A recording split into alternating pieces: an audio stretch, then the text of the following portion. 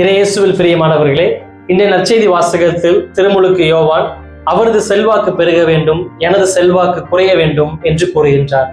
மேலும் தனது சீடர்களிடம் நான் மெசியா அல்ல, அவருக்கு முன்னோடியாக வந்துள்ளேன் என்பதையும் அவர் எடுத்து கூறுகின்றார்.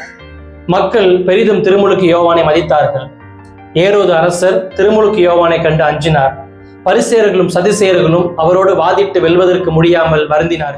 இருப்பினும் தன்னிலை உணர்ந்தவராய் இயேசுவின் முன் தன்னை முற்றிலும் தாழ்த்தி அவரது மிதியடிவாரை அவிழ்க்க கூட எனக்கு தகுதி இல்லை என்று அவர் கூறுகின்றார். ஆம் பிரியமானவர்களே, நாம் நமது வாழ்வில் சிறிதளவு பெயரும் புகழும் பெற்ற பின்பு நமது கால்கள் தரையில் நிற்பதில்லை. பிறரை உதாசீனப்படுத்துகின்றோம். இந்த உலகையை வென்றது போன்று நாம் எண்ணுகின்றோம். அவ்வாறு எண்ணம் கொண்ட நமக்கு திருமுழுக்கு யோவானின் வாழ்க்கை ஒரு மாபெரும் பாடம்.